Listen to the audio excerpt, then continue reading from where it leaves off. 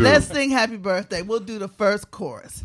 Happy birthday to... See, they don't give a shit. No one cares. Yeah, happy birthday to you. Happy birthday to you. Okay. Yeah. So y'all not into it? Catch the clap. Look how ghetto this shit is. Look at the engineer comes behind the desk. We like set it up. Whatever it takes. Ratchetness. I'm a little chilly, though. All right. Welcome to Just Jokes Radio. Finally, we're getting settled here. Well. I'm feeling better. I'm feeling better about the day. Michael. Yes, ma'am. How are you? I'm doing pretty good. I'm very happy to have you here tonight. Thank you. Finally. I think we had you on our first show. Right. We had you on the telephone. You and Hope. I remember that. It was a catastrophe. I watched you guys online that night. Yeah, was it? And I think we've come a long way since then. Okay, that's good. So you're saying that Takes remains time to be seen? Because you have not watched us since. I thought you guys were cut off and defunct. Never, baby. We keep going strong and getting stronger. We actually had him on another time. We had Michael's titties on the LA show. I thought we had got rid of that shit without with the other hilarious. Michael. Remember? You showed your chest, you opened your shirt and said, I got titties, let me show you. And they were like, no! You mean nobody liked them? Nobody. I liked them. Okay. I liked them. Right. Nikki. They didn't like me. That damn Nikki. That's right. So what's going on, fellas? Well, it's my birthday. You want to know what I've been doing all weekend? What? Getting drunk. I mean, a white boy wasted. Wait a minute. Did I just... No. Okay. But yeah, I've been getting drunk, wasted. Shout out to Backyard Band. They're a big band in D.C. I went to go see them Friday. It was a friend of mine's birthday also. They showed us a lot of love. Shout out to Wing C. Shout out to Big G. They showed us a lot of love. I had the ball of my life. We got to get them on the radio. Who? Big G. Big G. He was a cast member on The Wire. Oh, wait a minute. Hold up. My mommy's calling. Let's get her on the line real quick. Can we do that? Get the cord. Can we do Let's that? Get the cord. I don't believe Mark has a mom, so I'm going to be I got shocked. the hots for Mark's mom. Mom, are you there? Hey, Mom, what's up? Yeah. Hey. Hey. Hello, Mommy. Look at my mommy. She called. My God. Hey, oh, my God. Hey, the mics are too loud.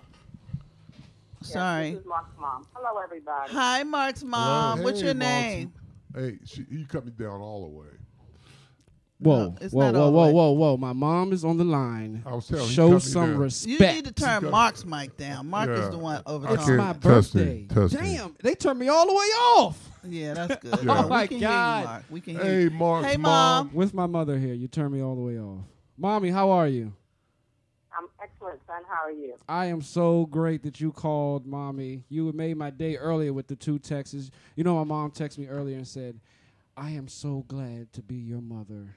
You are such an amazing son and man and parent, and I'm glad that they cut my stomach open and pulled your naked body out of my belly. Oh, my God, Mark. Hey, look. Hey, can you tell us something yes, about... He broke through. He broke through. His head wouldn't fit through, so he came out as a C-section. That would be correct. We're still having problems with getting his head into rooms. Well, you know what? That's Hey, Mom. always be me. Sorry. Hey, Mom, are you watching us? I'm sorry? Are you watching us? No, I don't have internet in the house, so my little phone won't make it. So I am listening. I tried it one time before, but the buffer kept messing it up. So. Well, I see the family resemblance there. Oh, Yeah. whoa. Still living in the dark ages. I know what my son looks like, though. They're trying to say, Mommy, that I'm poor and I get my poorness from you. So. No, we're trying to say he doesn't have internet. Yeah, I don't. Oh, I choose not to have it. I'm the kind of person who don't necessarily believe in paying for television. That's kind of like my thing. See? I cannot wait to meet you. Whoa, Lester. Well, I live in South Florida. Come on down. Yeah, I play golf too, and I sure like and I play golf throughout Florida. I'm not a golf person at all. Golf is not what I do. No, Mommy, I was telling them earlier, we had came from this place that we might think about, holding events at, and it was really, really African, and I was telling them that, you are so into, like, the African lifestyle and Kwanzaa, and your hair smells like beeswax, so tell us all about that, Mommy. Why'd you get into that? Beeswax,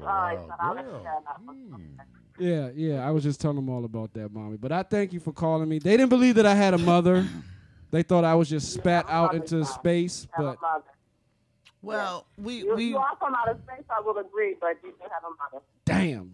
She what? She said I did come from outer space. Even my mom throws shots you, at me on my were with birthday. an alien, huh? Even my mother. Okay. So she gave birth to an alien. Yeah. Pretty much. I did. Thank you, Mother. You, I thought my mom I'm was. proud of that. Thank you. She's proud of her son. See, I do good, Nikki. Well, somebody has to be. You slept with my favorite Martian? I watched it though.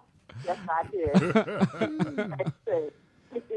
Well, Mother, we're gonna go ahead and let you go. I'm glad you called. All right, son. Please feel Happy free. birthday, Yes, Mommy. Please feel free to call in anytime, Mommy. You are officially now a regular call-in now. Anytime I can call, so I can tell them some of your stories coming up. I can tell them some of your teenager stories.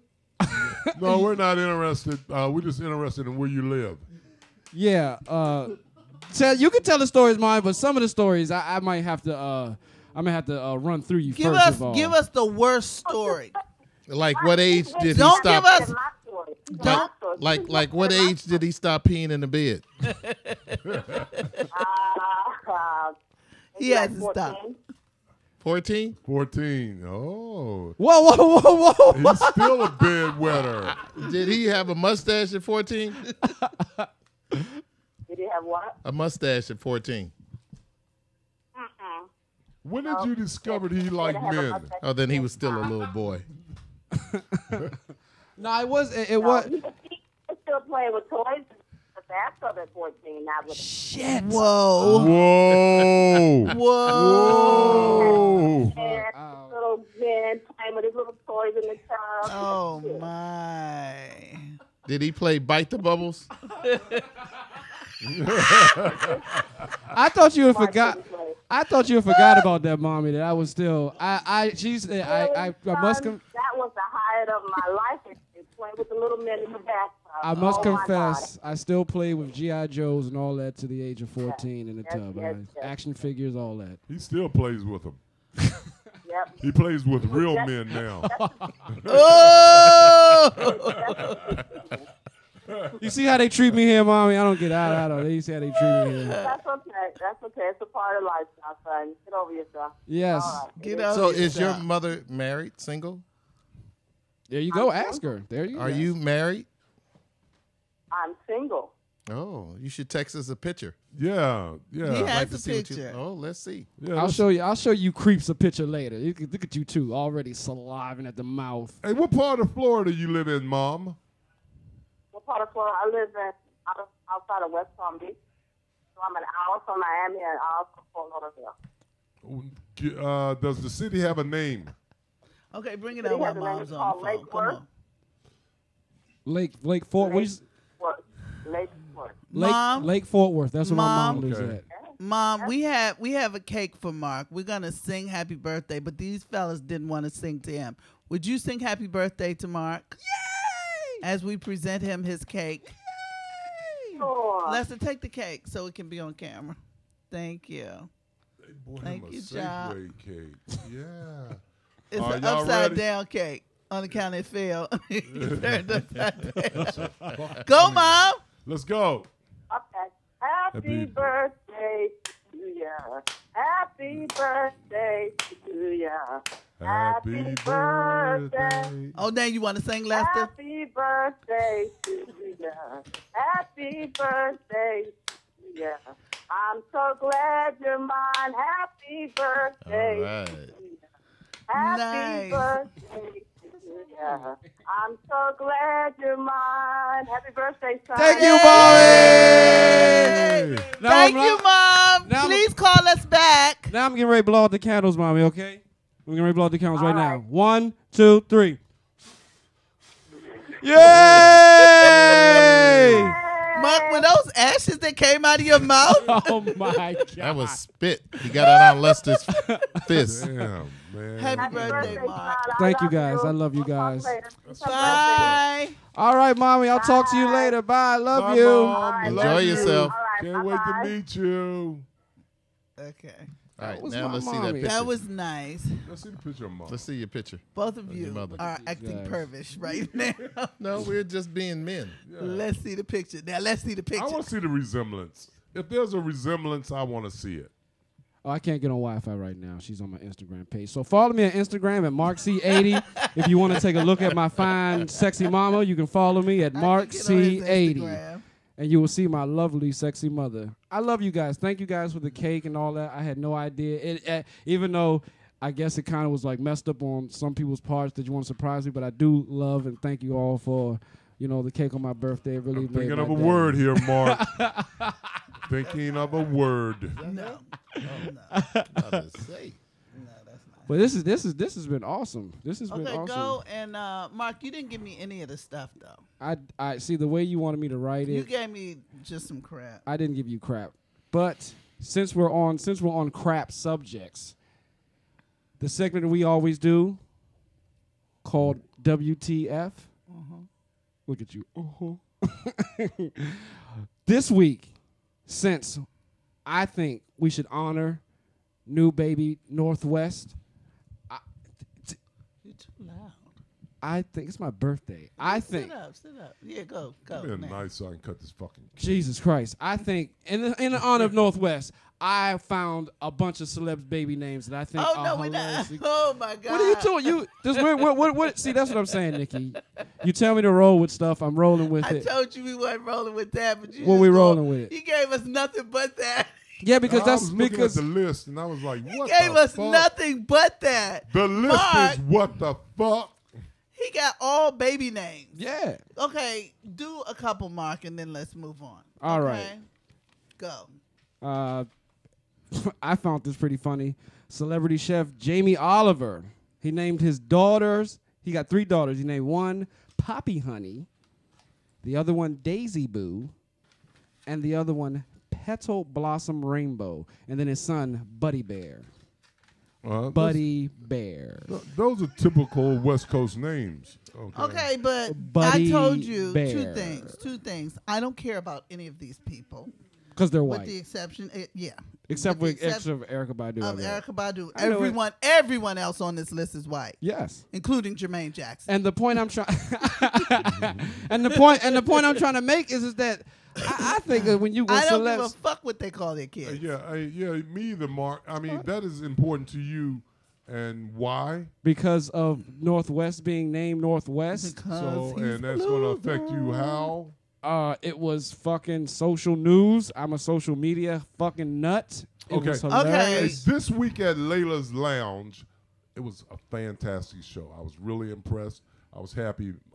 Michael was there. I thought that was pretty Tina. good content, though. Say what? You what? I said I thought that was pretty good content. I thought I did a pretty good job. Nobody cares about the baby's name.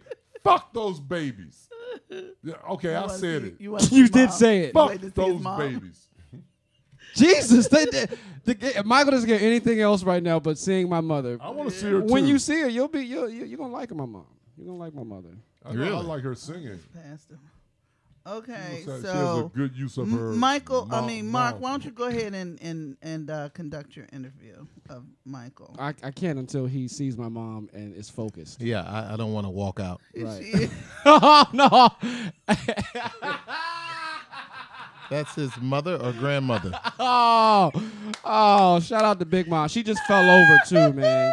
My grandmother, who's last living, she fell over the other day and almost She broke her fell? hip. Almost broke her hip and couldn't get up. Didn't she die last pushed month? her? No, that was my Where first. is that she, was- Mark? Find her.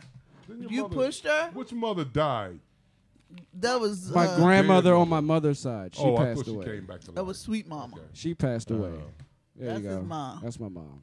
Oh, she is Afrocentric. Yes, very, Furry. very. Okay. At least she didn't name me Moxie Crime Fighter. Yeah. Moxie Mom could get it. Crime Fighter. Mom, you can get it. She can. Lester? Wait, don't you dare say anybody could get it, because my mom could I'm get just it. saying it'd be a much shorter list if you told us who couldn't get it. Every bitch can get it. There's not a bitch out there that can't get it. So, Mark. Yeah. This is a picture sitting down. So, what she look like standing up? Okay. Okay, you're going Can I too have far. my- can I have All my right, you're going iPad? too far. You just took it too far. Yeah. That's a little too Wait a minute. much. Oh Lord, this is see. Go ahead. You go ahead. Go ahead. You're an adult. She's an adult. Just I hate him right now. and it's with your tablet actually. I know, and I hate you so bad. I am so. He hot is for so your fucking mother. disgusting. Jesus He is Christ. so disgusting. Not even my mother was left off. not even my Damn, Mom. Oh, I hate him. I hate him. I want him dead. oh, not even my mother. Oh no, Mark. I'm sorry. It's okay. I'm sorry. I'm I not wouldn't trying touch that I'm trying- tablet. I'm not trying to fuck your mother. Nah. Look at her. She's like, oh, my. This dude just had his dick on my picture. Oh, Has good happened thing she before. don't It have ain't like my internet. mother ain't had a dick on her face. But Michael, Yes, sir. how are you, man? I'm doing pretty good. I'm good to have. Glad good to be have in you. D.C.. Yes, I'm glad to have you here. Oh, I hate I got a few questions for you that just popped up in my noggin that I'd like to just get your input on. First is I want to know what actually made you get into the comedy business. Well, I've been in entertainment overall for over 30 years. I started doing concerts, for the college. Started working with Quincy Jones and his organization and got involved with production and then eventually concerts. And then I started producing concerts, promoting, producing, stage managing. After that, I started doing special events for organizations like United Negro College Fund, Sickle Cell, NAACP, Urban League. When was about this? What time did you start all this? Mid-70s. Oh, okay. Okay, Yeah, mid-70s. That's what's up. That's what's up. During the happy times of life. The happy to say happy times now? I think they are. I'm 33. Dude, you missed the 70s. It was a much better time. Shit. Yeah, Damn. you Much missed it. better. Yeah. Ask your mother. Yeah. Oh shit. She wouldn't she know. would know. She Yeah, would know. she Popped would you out know. around the Oh, your mother 1980. She got down in the 70s, and I popped out the summer of 1980. So your mother was banging. Banging. She was banging. In 79, definitely. Yeah, in It's 79. She caught you on the downside of the 70s. Yep. That is truly amazing. And shit. Your mother could get Did it. you see that, Nikki? Your mother could get it. I know she can go. Okay, moving right along. How many brothers and sisters do you have? There we go. How many, I just want to know how horny she might get. He's disgusting. Yeah, he's Well, disgusting. when you go to Florida, just show her your golf balls. Ha! Whoa, that was a good Hey, one. speaking of golf balls, hey, Michael, hey, you know what I want to know? I had been meaning to ask you, one of my favorite comedians was Flip Wilson. What kind of guy was he? I never met Flip. Really? Never had a chance to meet him. Oh, man. Yeah, when I started doing, or shall I say, when I started organized black comedy, that generation had been cemented for a minute. But I never had a chance to see him live because I wasn't going to comedy clubs back then. Okay. There weren't like comedy clubs for black folks. It was just the mainstream white clubs. And, there was never an invitation, so to speak. Okay. Nobody promoted to us for their business. And so it was something I just never thought about attending. I had always revered him for having a TV show. Right. For, being the first. I don't know if he was actually the first, but he hit mainstream, with being on TV. Right. You know, with his own variety show. Right. Right. Because you know, I also remember Amos and Andy, but you know, for a variety show that ran for the length of time that it did run. Right. Sammy Davis Jr. had a variety show. Yeah, as a Nat King Cole. Right. You know, and so I really was, and Flip was a funny dude. You know, he was truly funny. Another one. Oh man, what's the guy that died, passed away? Dark skinned, big. Ralph Harris? Not Robin Williams. Robin Harris? Or Robin not Robin Harris. Oh man. What did he do?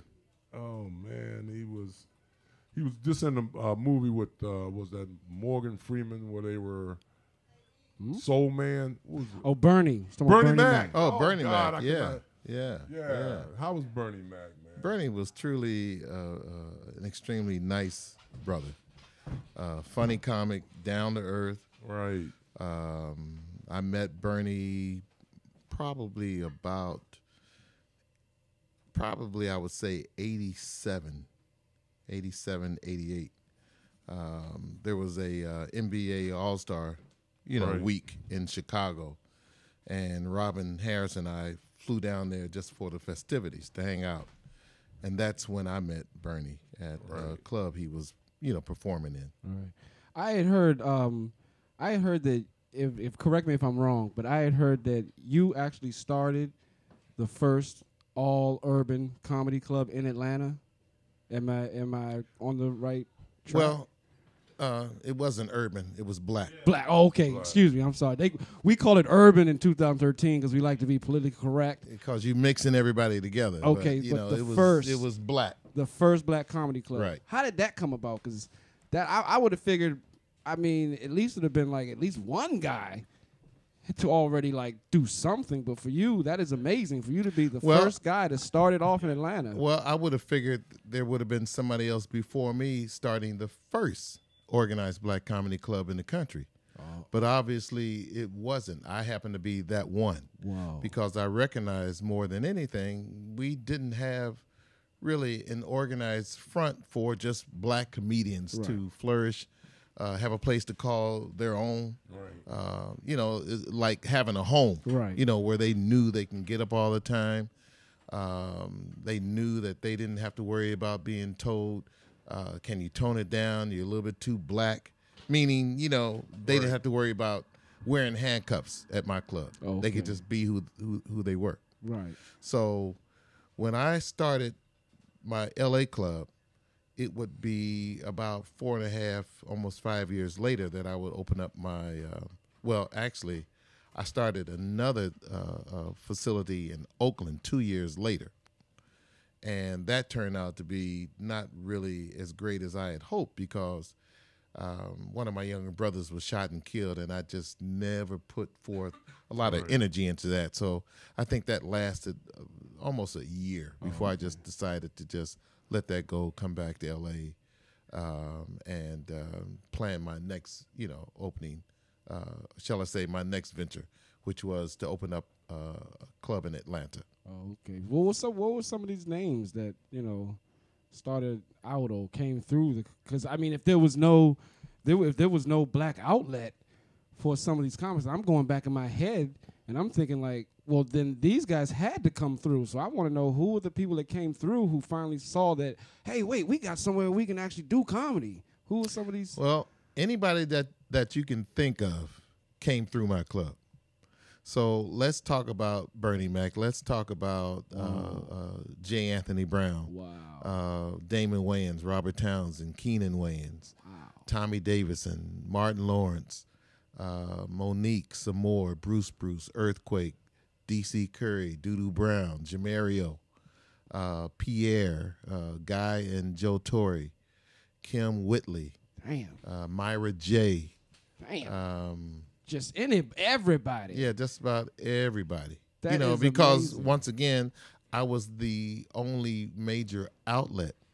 And being in LA, which is the entertainment capital, that was kind of like my power base because I was determined to make everybody feel they had to come to me through me, because this is where, for the most part, dominant black comedy was being birthed. And it was important to set it up like that because I felt like, well, if this is going to be a business, I need to compete on a large scale. And I need to make sure that I could dominate with the talent that I was producing.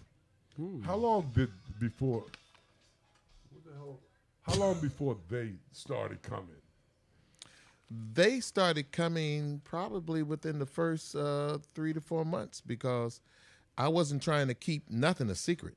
I wanted them to know, but I wanted them to come to me. Whoa! Is this some crazy like 70s talk? Who the hell is they? We'll tell you later. Okay, no problem. All right.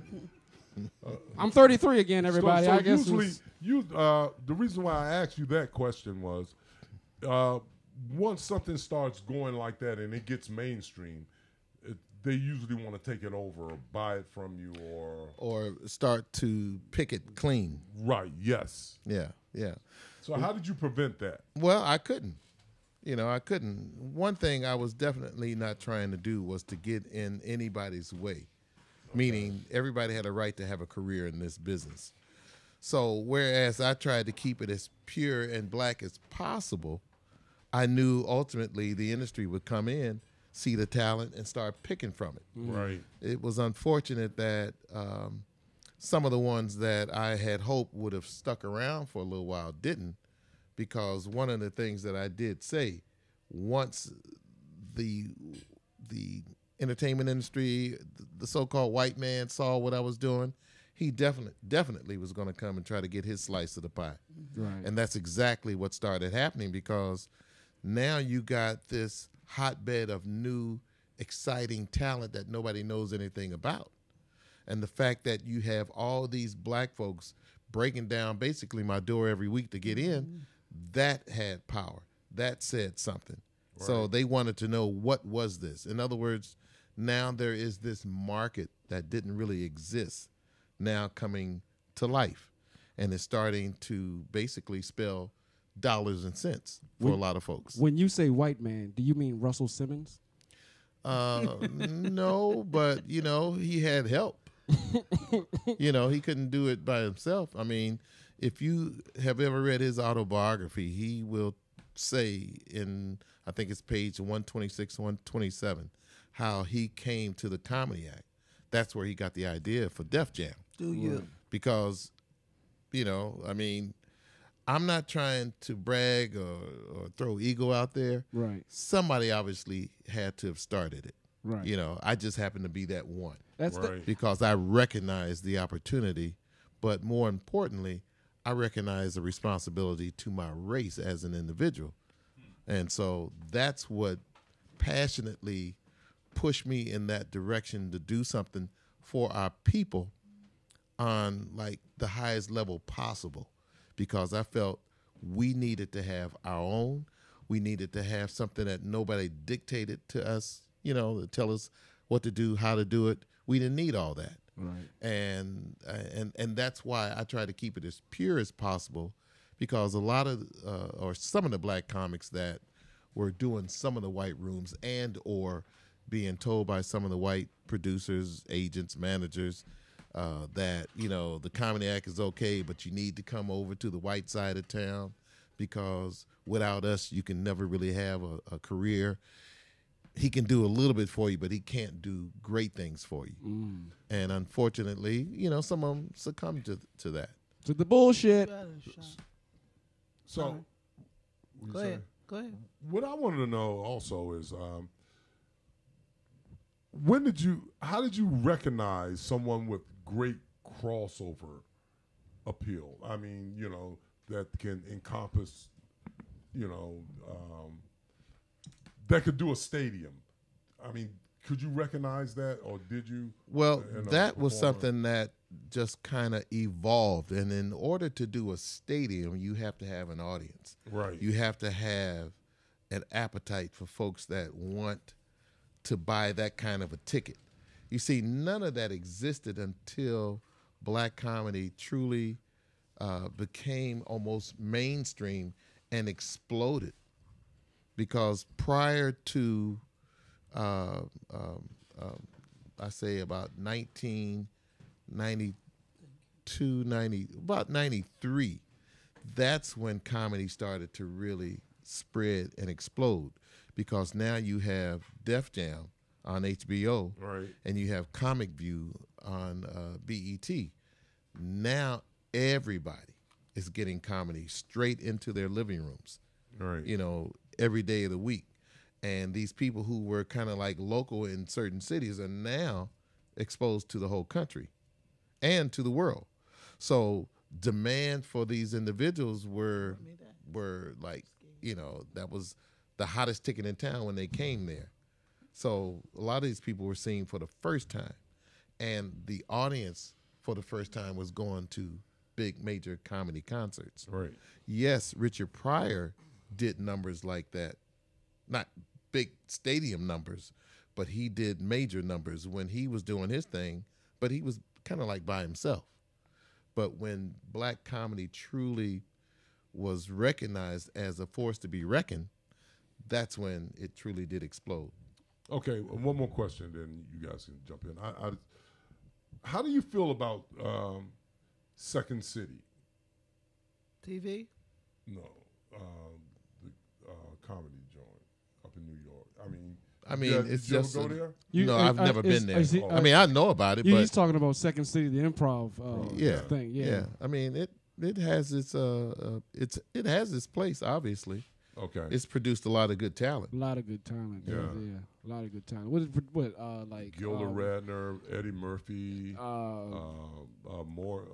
more, what's his Morrison? Chris Farley, Garrett Morrison. Chris Farley, a whole bunch of John white With- Without facilities like that, you have no talent. So talent has to be birthed somewhere and incubated somewhere in order to, for the most part, prosper and blossom. So you got to have a comedy club. That's why it's important that there be as many black comedy clubs as possible, and so they don't have to feel like they have to go somewhere else and beg to get on stage or beg Is for there time. anyone you said no to and you wish you hadn't?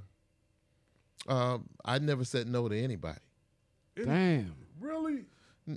I mean, it's not my career. No, I'm saying no. It's in other words, Anybody want to get on stage? you're on next. See, that's what I'm talking about. Yeah. In other words, why should I deny somebody an opportunity to get on stage and find, themselves when I'm not the one trying to do that? Right. I'm running a business. But anybody that has a desire and obviously a passion to want to grow and be something, then it's my opportunity and my responsibility, I feel, to help them with that. And because the majority of the blacks that started working with me never had that opportunity for somebody to embrace them and say, just get on stage and do your thing. Don't worry about the outcome, because my slogan was, I want you guys to fuck up till you get it right. Mm-hmm. Because who else was going to do that? When some comics have a bad night, the club might say, come back in 6 weeks, 6 months, 6 years, and we'll give you an audition to see if you're ready. Okay. Well, I didn't have that. I needed to produce and grow talent because I needed that for this now thirsty, hungry audience that was growing. Because once again, black folks, for the majority of us, it was our first time having a comedy club experience. Oh man, no kidding. So they kept coming back. So without a fresh a group of comedians, they were kind of like, okay, we've seen this person before. Let's see somebody new. Because I'll never forget the time, for example, Robert Townsend was on stage. And he was doing his set. And each time he was about to get to the punchline, some woman was beating him to it. Oh, man. So it got to the point where, people were laughing at him and he wasn't getting over. And he finally said to the lady, he said, lady, would you just let me do my set? And she said, yeah, if you do something new. Whoa. So that's why I had to keep giving them, supplying them with basically new meat every week. Right. You know, but the audience during that time was new, and they were more or less sincere, you know, and open to allow folks to fail because they knew that they were new as well. So everybody was, you know, kind of like on the same page, and that's what made it so nice. Everybody was patient. So talent was allowed to grow, to flourish, to blossom, and that's why we have all these major people today, because somebody, and it was me, you know, said, hey, just keep doing it till you get it right. That's what's up, because I feel as though with I don't know about anywhere else, but in D.C. it's kind of hard because everybody wants to get put on. You know what I mean? And what you mean put on? Like everybody has everybody has that great 5 minutes, and now they want to get on. And me personally, I'm kind of like, that's why I love Niki so much, because I'm with her so much, because I feel as though that's what she's doing with me. Mm-hmm. She's not necessarily she's putting me on in a certain way, but she's also allowing me to grow and learn. And I feel as though down here in DC, don't know where anything else, that it's not like that in certain areas and spots, especially. Well, I don't know about all the black community, but the black comics in general, they ready to get put on quickly before they're actually, you know, growing and learning more. You know what I mean? About what time you think it is in New York? It's a joke that we do, Michael. I went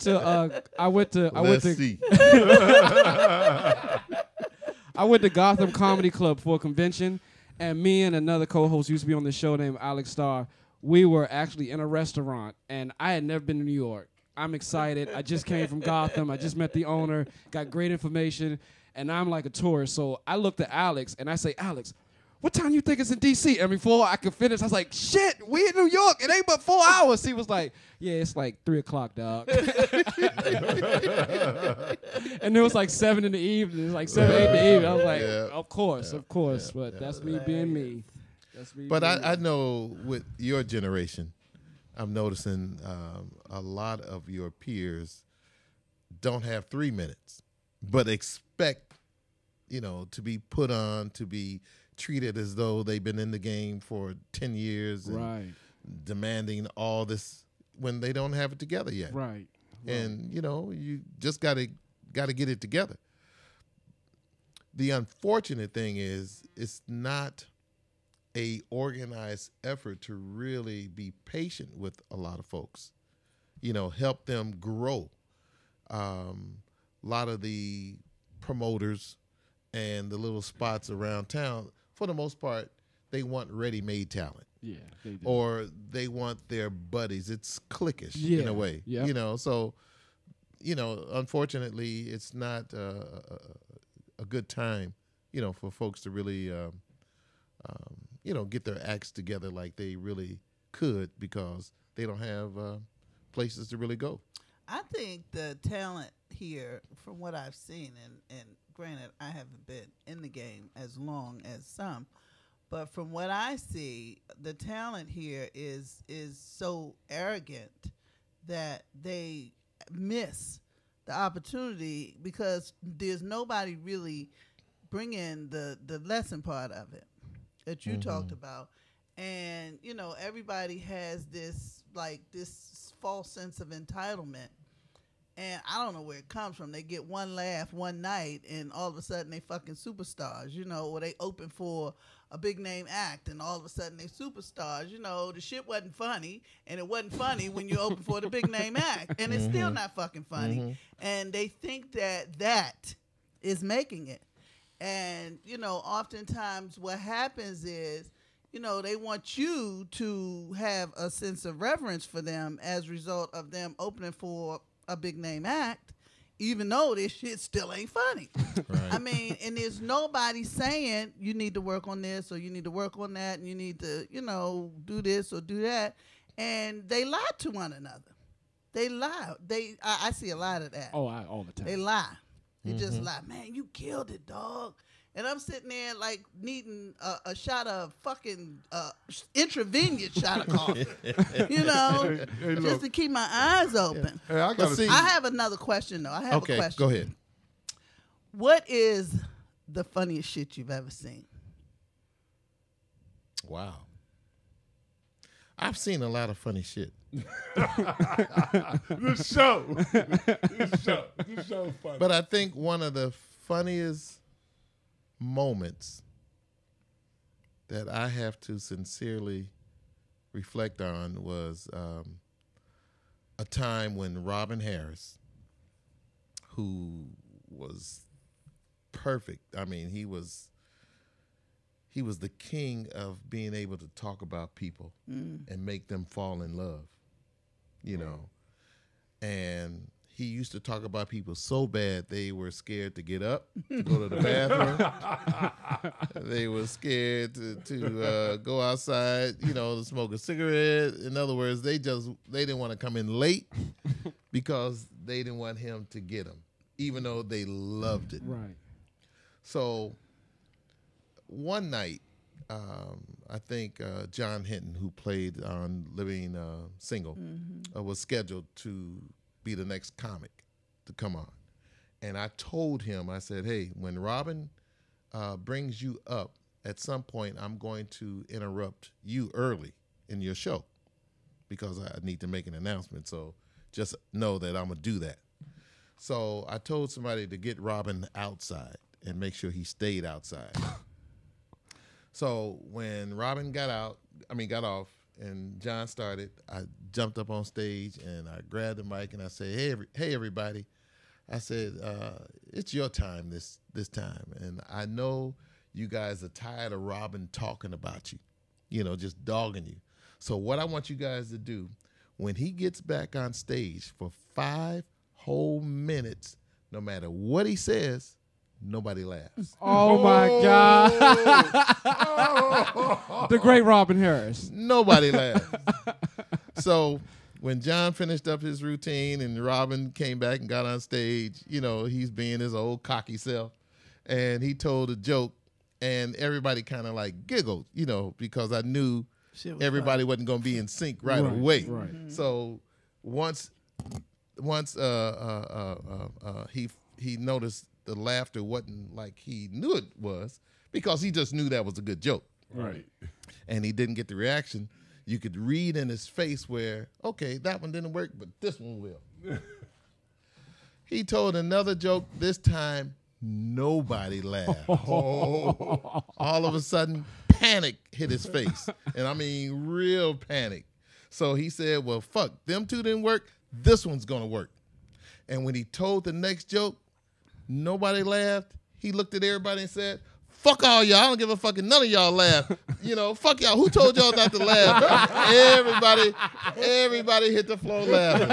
Everybody hit the floor, and they all pointed at me. And he talked about me so bad. So bad. But that's why the Comedy Act was different from other clubs. Right. Because we put on a show and not a showcase. And what gave it away was the fact that Robin said there was a woman on the front row that was holding her mouth and had fallen over because she was trying not to laugh. That's why. But that was, I mean, we've had so many nights, but that was just one of them, you know. But that's priceless. But That you is know, priceless. when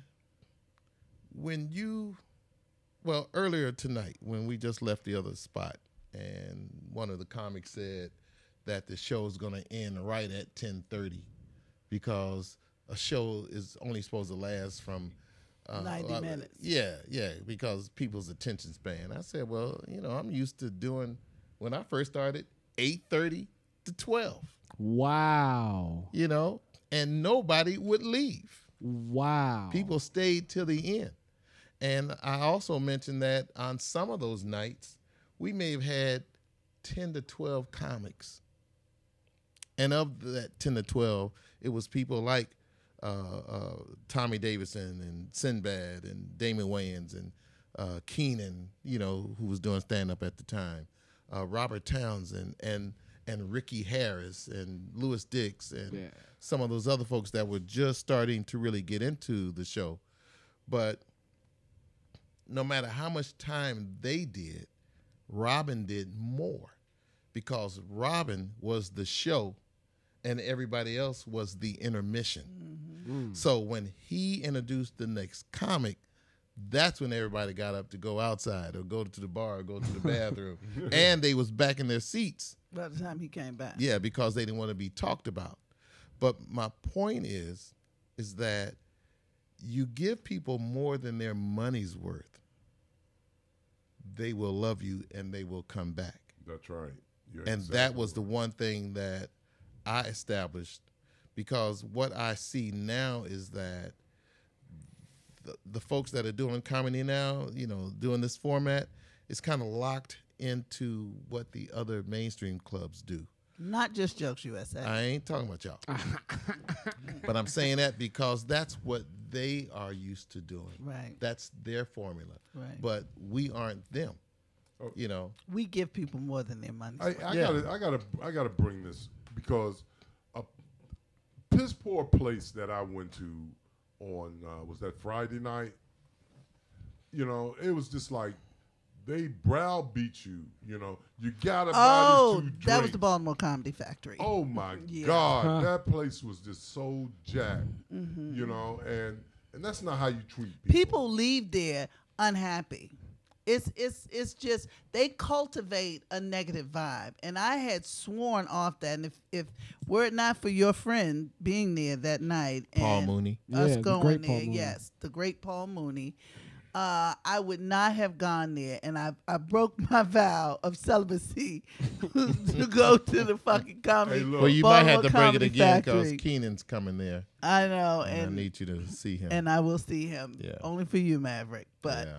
Just so you know, I'm not gonna like it. It's like I'll bend over, but I won't like it. It's not a happy place. I know, man. But it's not just us. The audience.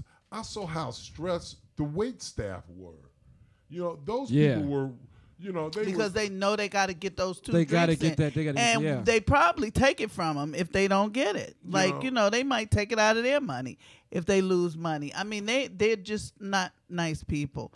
I don't want to spend too much time. And the fact that you got to have a ticket to get out. Yes. All press is good press. Is press. So fuck them. We're not talking about them ever again on this show. Anyway, what I want to know is what's next for the Comedy Act Planet. Well, what's going on right now is I am working on a reunion in November, which is a fundraiser for this organization called Operation Hope. It's going to be a reunion and tribute to black comedy, celebrating that generation that came out of the Comedy Act theater era, that really is that generation that exploded black comedy, right. Basically onto the world stage. Because this generation has done more movies and films and box office receipts from shows than any other generation ever before in history. I mean, and I think even till now, like I don't see like how you saw back in the day a booming of black comics in movies. Like you would see Tommy Davidson in a movie like every other month. You would see Damon with the Wayans brothers. He's putting out movies like every other week. I mean, right. And now you don't see it like that. You right. get Kevin Hart or Jamie maybe, but other than that, you don't see too many black comics in movies. Can I ask who's working with you on that? Who's your right arm? My right arm is Lester and Mark and Jock. Yes, Jock. But my main woman is Niki That's Moore. Right. Hey, look, I gotta say, no matter how horrible Niki can be, because she's like a dragon lady. Dragon lady. But Niki was the first person to tell me, say, hey, you're funny. Maybe you can go up on stage. And I did it. And it was great. And I want to do it again. So thank you, Niki. But I also told Niki, even though I didn't see you, that if you don't do it, you should write for somebody. Because you're funny. Because you can write. You can tell a joke. You can create a funny scenario. Right. You're a natural when stuff just comes out and flows. Oh, God. And so if you don't do it yourself, then you should charge somebody for You are hilarious. your imagination, Yeah. creativity. You know, He told me the story. In other words, as soon as when you go to Florida, you know, maybe Mark's mother will set up a separate fund for her son. Maybe, you know. Oh, my God. Can I just say that from the time I met you, I am completely enamored with what you have done. What you have done for a generation of people. I mean, like the comedy, just sitting and listening to you as we began to talk and discovering, I was like, oh, shit. I have comedy here. Yeah. I went out and found comedy. And I was so excited. I just knew that I was going to work with you, and I knew that we were going to reinvent what you have done and in times past for modern day. And this Comedy Act reunion is going to be the biggest event in comedy history. I can't wait. Nothing. I cannot wait. Nothing. I mean, this thing is unprecedented. It's nothing of its like has ever happened. Mm-hmm. I'm super excited to be a part of it, and I'm really excited to have my team experience it with us, because I think that it's just like one of those once in a lifetime kind of experiences that you will never forget, like Woodstock. You know, it's going to be something that has never occurred before, and I'm just so happy to be like right next to you in the passenger seat. Is Lunell Right. going to be there? Yep. Yep. She's You on gonna board. love me. You gonna love me. No Listen, matter what the Lunell. fuck, you gonna love me. Lunell, you know how Better she watch can out, be, Lunell. right? So Lester goes and he meets her for the first time when she was here a couple of weeks ago, and I'm in there, you know, I'm tiptoeing because she had thrown a few back. You don't know what you might get, so I'm being real cautious. And Lester standing there, he said, "Get over there so I can take a picture with you and Lunell." That's not how you ask me for anything. And Lester just stood there. He was like a deer in headlights. He just stared at her. He said, "I'm sorry. Can I please have? I'll do it. I'll do it for Nikki." And so she gets up and she's fucking with him the whole rest of the time. I know. Right? I know. You know how she can be. Yeah. So you don't fucking demand anything from me. So I said, Lester is nice. We love Lester. You love Lester. Lester doesn't know how to talk to me. And he was fucked up for the rest of the night. Yeah. Lunell had her little way with you. Yes, she did. And I walked out there with these words, "Fuck you, Lunell." But anyway, I said, then I changed it. I said, little tubby black women like me. I'm like, what the fuck? Dwarfs? Hey, man, I've had some of my best sex with dwarfs. Fuck that. You gonna love me. Jesus. You've had some of your best sex with every woman. Oh, yeah, kind And Your now, mom's my next. mom is next. I knew it. Well, she's been around the block, you know. So sad. It's all right, you know. Anyway, I want to thank you very much for It's being been a a part pleasure of this. I being want to here. thank you for coming out and judging the Comedy Idol competition. Real quick, I want to ask you in 30 seconds or less, give me a statement on the state of black comedy. Well, I think right now it definitely does need a shot of adrenaline, because it's weak in some respects, it's vibrant in others, but it's stagnant to me. And I think a lot of that has to do with the fact that we just don't have our own facilities around the country that we can call our own, that we can kind of like feel like if nothing else, we know we got someplace to go, Right. to grow. Okay. And so, hey man, it's definitely been my honor to meet you. It's been a pleasure, likewise, man. likewise. I'm in awe, not only because of what you, Nikki, for real. This has been my birthday weekend, and I'm not trying to get teared up, but I actually have had the time of my life this weekend because of you. I was able to meet him, and through him, I met the guy who wrote for my idol, Richard Pryor, the other night. Your Paul daddy. Mead. He might be, you know what I mean? I look like a young Richard Pryor. But I got to meet him Friday, and from Friday Like until if young Richard Pryor was on crack. Can I No, get my I'm just sentimental kidding. moment? Go ahead. Can I do my sentimental shit? Go Let ahead. that motherfucker cry. Hurry Yeah. up, Mark. Yeah. Come on. So from Friday until now, I'm just been on cloud nine, and I'd like to thank you, Nikki, and I'd like to thank you for letting me just be a part of all this. And Lester, you know we always gonna be boys. Mark, I just want you to pay me. Don't thank me. Pay me. And here's What, how for, you for, have to for pay the me. liquor? For the For liquor? everything.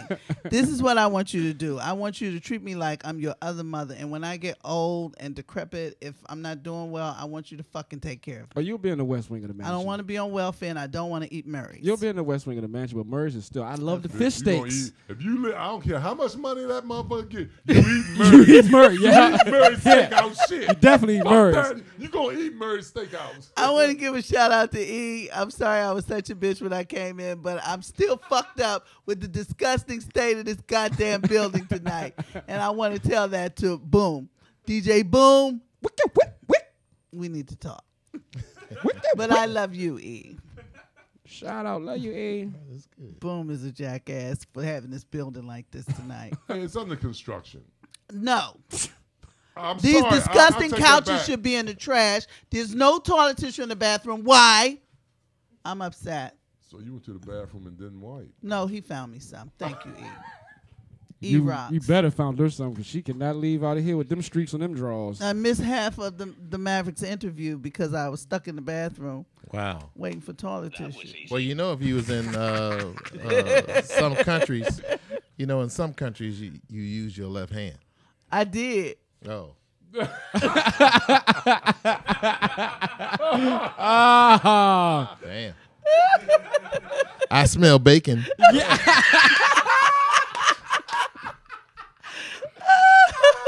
And maple syrup. maple syrup. Oh man. You want to Speaking tell us? of bathroom, hey, do I have 2 minutes? Should we cut this cake? A minute. Can I have a minute? Negative 4 minutes. Negative Hey, 4. I got to tell this story. All right, I was at home. Where the girls? Okay. All right, go. I was at home, and so I had to go to the bathroom real bad. And so I'm about the same height as the sink. So I said, well, I might as well piss in the sink. So, I know it's disgusting, but I had to go really bad, and I have a bathroom downstairs and a bathroom upstairs. So I hear the garage door open.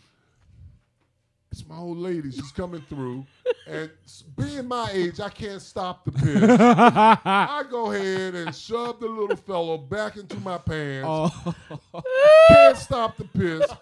Piss running down my leg, all into my fucking shoe. Here she comes. She wants to hug and kiss and engage me in fucking conversation. I say, well, what the fuck? I'm being like, hi, honey.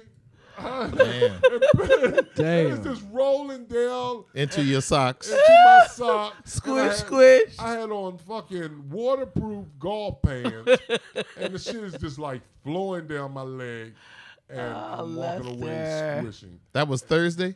No. 2 weeks ago. So I was like, what the fuck? Lester, My luck. that was a good story, but you lied about the fact that you had to go real bad. You just wanted to see what it was like to piss in the kitchen sink, you disgusting person. Well, it's his sink. Yeah, pretty Yeah, much. no shit. But my wife, she's grossed out about every motherfucking thing. If you piss in the sink, do the urine go? Okay, to we the gotta pipes? go. We gotta cut. Oh, we gotta go. So, thanks. This has been a great show. Great show. Thank you again, Michael Williams. You're welcome. And gang, happy birthday, Mark. I love you. Yeah. I love you, Lester. Jock, shout out. This is Just Jokes Radio. We'll We be back out. next week. Next Sunday, bitches. All right.